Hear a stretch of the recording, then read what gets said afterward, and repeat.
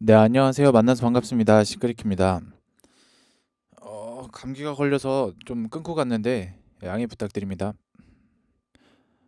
다시 차트를 보시겠습니다. 오른쪽 1봉 보시면 1번, 2번, 3번, 4번 파란색으로 이동평균선에 5일부터 120일 순서대로 매겨놨습니다.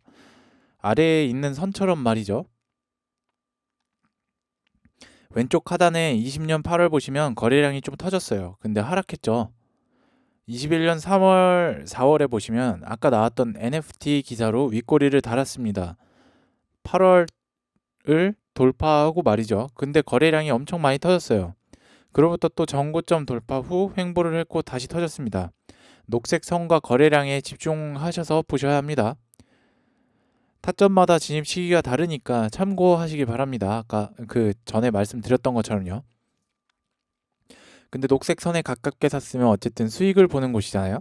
박스권 하단이니까. 그 상단을 뚫게 되는 재료와 모멘텀에 여지를 두시라는 말입니다. 그러니까 여지라는 거는 안 팔고 두시는 거예요. 그러니까 그게 깨지지 않는 한 어차피 수익이니까 뭐 어디 해봐, 더 해봐라 하고 여지를 두시면 되는 겁니다. 거기서 이제 깨지면 팔면 되는 거고. 그러면 다음 박스권 뚫고 아래로 흐르지 않는 한 계속 가져가셔도 괜찮잖아요. 어차피 다른 종목 사도 하락에 스트레스 받고 기다리는데 명확히 저점인 타이밍에 잡아서 가지고 기다리시라고요. 다시 오른쪽 확장된 차트 보시면 거래량 쪽에 빨간색 1번 10월 7일인데 왼쪽과 비교해 보시면 거래량 터지고 윗꼬리 좀 달았죠? 일부러 윗꼬리 단 것 같은데요. 개미들 꼬이지 않게 하려고 이때 기사가 안 나왔거든요. 2번은 윗꼬리 아래 꼬리 다 달았는데 이평선을 모두 훑었습니다. 아까 말씀드렸죠? 반복해서 이평선은 각 숫자에 해당하는 기간 동안 거래했던 평균 가격이라고 했죠. 이평선은 5일 이평선은 5일 동안에 거래했던 평균 가격. 이 말이 시사하는 바가 무엇이냐. 그동안 기다려왔던 사람들의 물량을 빨아먹는 겁니다. 겁을 줘서요. 여기서 이겨내는 방법이 있어요. 그러니까 저 빨간색 2번 쪽에 이평선 전부 다 훑었던 적이 있잖아요. 그때 이겨내는 방법이 기다려왔던 사람들 입장에서는 그 사람들 심리를 생각해보면 이제 탈출할 수 있겠다. 이게 근데 탈출이 아닙니다. 마인드를 다르게 가지셔야 돼요. 부정적인 어감의 시선은 저를 갉아먹습니다. 이게 인지편 1화에서 말씀드린 태도와도 맞닿아 있는데요. 부자는 다른 거 없습니다. 마인드가 결정합니다. 나가는 사람은 나가기만 하고 버는 사람은 벌기만 합니다. 왜 그럴까요? 아무튼 탈출이라는 표현은 또 뭐 어떤 개잡주라는 그런 나쁜 표현은 쓰지 마십시오. 말투부터 긍정적으로 바꾸셔야 그 첫 단추가 됩니다. 그리고 단톡방에 휘둘리지 마시고요. 다시 상식적으로 주포가 주가를 부양하면 가장 경계해야 하는 대상은 대주주와 기존의 장투주주들입니다. 평단이 얼마인지도 모르고 어느 정도 올릴 때 팔지 모르니까 상승하는데 큰 물량이 나오면 불안하지 않을까요? 빨간색 3번의 행태는 계속 우상향하지만 거래량이 나오지 않고 있어요. 누르는 상태입니다. 저렇게 횡보할 때 매수하라는 말입니다. 또 11월에 장대에 양봉이 터져서 상한가를 갔는데 그 전날 하락 후 양봉 밑꼬리 만들고 나서 갭이 떴죠. 그거 이전에 26일 거래량은 어떻게 생각하실 건가요? 그로부터 거래량 없는 하락과 밑꼬리 단 양봉 날 가지고 있었다면 어떻게 생각하실 건가요? 지금 7,500원인데 5,500원까지 떨어지는 거 아니야? 라는 생각할 때 이 재료가 무슨 재료인지 한 번 더 살펴보시고 그만큼 한 달 동안 개미를 탈탈 털어냈다는 이야기입니다.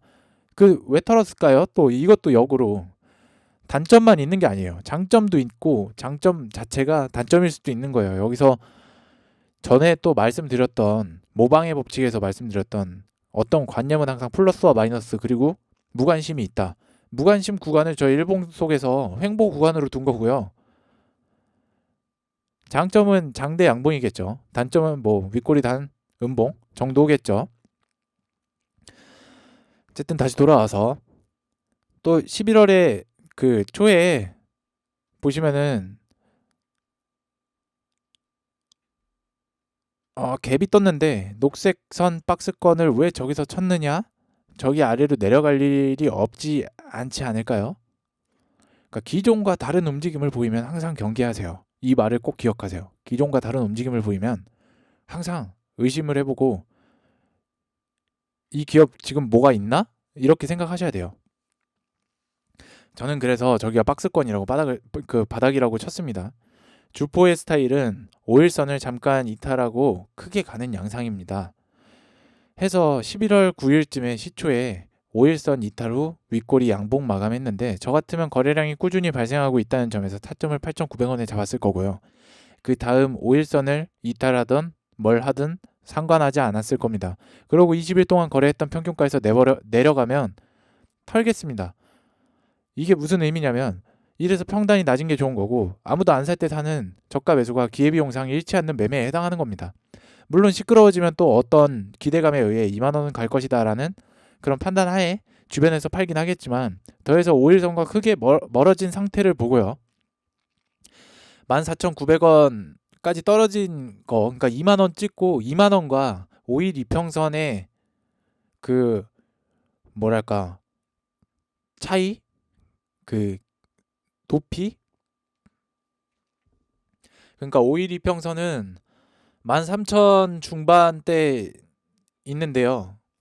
2만원은 13,000원에서부터 7,000원까지 차이가 나는 그 정도의 크기의 갭이에요. 그리고 11월 그 동그라미 친 것처럼 11월 달에 동그라미 그 장대양봉 쳤던 것처럼 장대양봉 치고 나서 그 다음날 5일선이랑 많이 멀어졌잖아요. 그런데 뒤에보다는 그렇게 큰 차이가 없으니까 그 5일선 그 다음날까지 한번 상승을 주고 털어낸 거예요. 그러니까 자기 물량은 다 턴 거죠. 저기서. 그 다음에 이제 또 바닥이 다져지면 다시 작업이 시작이 되는 패턴입니다. 근데 한 번에 짧은 시간 동안에 진짜 1000% 이상 상승을 하면 거래소에서도 경고를 주거나 이 거래 내역이나 이런 걸 살펴보러 오기 때문에 그런 여러 가지 조건들에 의해서 안전하게 매매를 하려면 더 매매 안 하는 게 좋습니다. 하지만 재료가 죽지 않았으니까요. 좀 횡보해주면 살만한데 이렇게 급등을 반복하는 건 패망의 지름길이기도 해요. 이런 종목을 잡는 건. 그래서 13,000원대 횡보하는 움직임이 보였었기 때문에 그러니까 1,300원대 횡보하는 움직임이 보였었기 때문에 1,300원에서 1,800원 요 사이에 그때 사야 된다고 했던 거였습니다. 한 번만 해먹고 떠나진 않을 거니까요. 어쨌든 다시 돌아오자면요.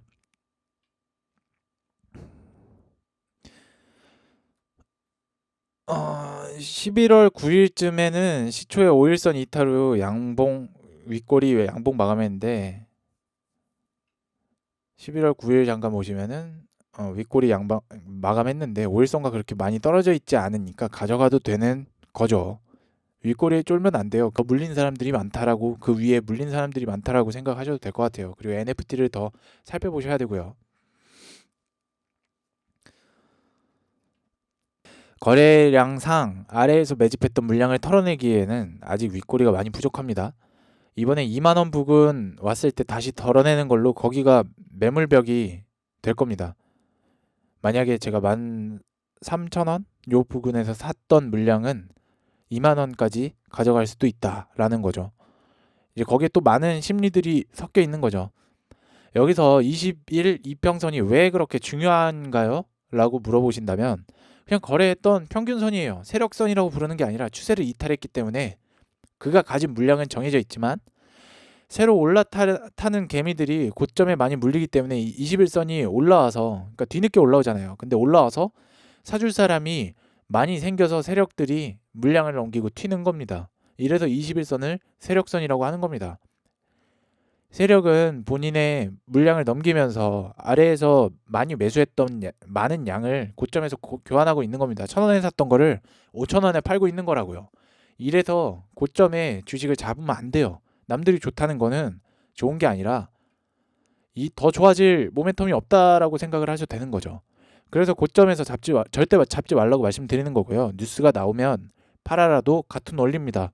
뉴스 누가 내요? 이분들은 10만 원, 20만 원만 주면 뉴스 금방 내보내거든요. 여기서 더 복잡한 RSI나 OBV, MACD 등 여러 보조 지표가 있지만 일단 한 개부터 이해하고 넘어가는 게 맞지 않을까요?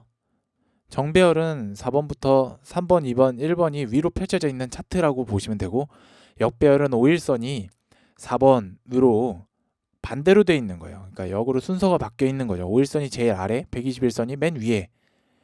이런 차트가 팔 사람이 넘쳐나는 차트인데 역배열이라고 부르는 거죠. 해당 차트들이 의미하는 바는 거래했던 평균 가격대가 또는 추세가 꺾이고 있다. 관성이 아래로 쏠리고 있다라고 봐도 되겠습니다. 봉 차트도 마찬가지고요. 그리고 잠깐 뉴스에 나오면 팔아라를 다시 설명드리자면 뉴스 자체가 우리는 과거에 제가 그 개념편 그 역사를 다루는 데서 다룰 건데 거기 1화를 설명드리자면 네이선이라는 사람이 있었어요. 아시는 분들도 아실 테지만 그 네이선이라는 사람이 로스차일드가에서 그러니까 그 가문을 엄청나게 부흥시킨 지금도 재산이 1경이 넘어요. 몇 경대로 추정이 되는데 그 가문이 시세 차익을 많이 누렸던 게 뭐 나폴레옹한테 졌다라는 그런 거짓말을 퍼뜨려서 채권을 저가 매수합니다. 그 다음에 아니죠. 사실이 반대였어요. 그러고 나서 이제 다시 오른 가격의 채권들을 역으로 팔게 된 거죠.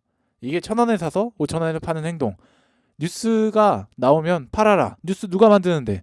개미들은 못 만들어요. 한번 생각해 보셨으면 좋겠습니다. 거래량 빨간색 1번의 시작점을 보시면 뉴스를 살펴보고 큰 특징이 없다면 회사에 악재나 호재가 기다린다고 보시면 됩니다. 뉴스 안 나오는 상승들을 경계하시고 뉴스 안 나오는 상승들을 또 좋아하셔야 합니다. 거래량 빨간색 숫자 2번에서 더 확신을 느끼셔야 합니다. 위에 그림을 보시면 관성이라는 말은 또 상대적이라는 걸 알 수가 있는데 파란색 1번 5일선 주변에 있는 장대 양봉 이틀 뒤에 윗꼬리 음봉이 나왔습니다. 후에 아랫꼬리 양봉이 또 나왔고요. 다음 날도 아랫꼬리 양봉이 나왔습니다. 8,900원쯤 저가 매수를 했다면 그 평단이 오기 전까지 며칠 지켜봐도 되잖아요. 8,900원대 샀으면 그 아래 절대 안 와요. 지금 10,000원 이상에서 놀고 있지. 바닥을 다진 거라고도 볼 수 있어요. 그 입장에서는 아랫꼬리 양봉을 보고 더 가겠다라고 확신할 수도 있어요. 그게 바닥을 다진 거나 마찬가지니까요. 그 다음날은 거래량이 없는 상승이었지만 특정 가격을 지킨다는 생각을 지울 수가 없어요. 다음날 5일선에 집착하는 단타들 털어내려고 보란듯 상승했습니다. 그 다음날은 장대 양봉이고요. 상한가 가는데 5일선 붙어있고 그렇다면 그 다음날까지 여지를 열어놔도 좋습니다. 그 다음날은 5일선으로부터 많이 멀어진다는 것. 이것은 저 정도의 가격에 거래할 사람이 없어졌다는 거예요. 근데 저기 들어오는 사람들은 뭐예요? 진짜 불나방? 그런 건가요? 아무튼 장대 양봉은 양봉에 관성을 부여하는 개념이고 장대 음봉은 음봉에 관성을 부여하는 개념입니다. 또 응용해서 반만 올라간 윗꼬리 양봉은 어떻게 해석해야 될까요? 또 반대로 밑꼬리 음봉은요. 이걸 관성의 정도로 판단하시면 이해하시기 편합니다. 추가로 플러스처럼 되어 있는 십자도지는 어떤 가격을 반드시 유지하고자 하는 어떤 의도와도 맞닿아 있습니다. 해당 차트에서 플러스 도지는 2번과 파란색 1번 차트 옆과 비슷하네요. 거래량은 터졌으나 가격이 유지되고 있습니다. 결론적으로 거래량이 많이 터진 10자 도지는 급등 급락을 의미할 수 있습니다. 그러니까 추세 전환하는 신호죠. 근데 그 위치를 이평선과 엮어서 봐야 되시고요. 의미를 거기서 찾으셔야 돼요. 여기서 생겨나는 심리관계를 앞뒤 상관관계 따져서 또 이해하셔야 되고요. 세로축과 가로축 그리고 박스권으로요.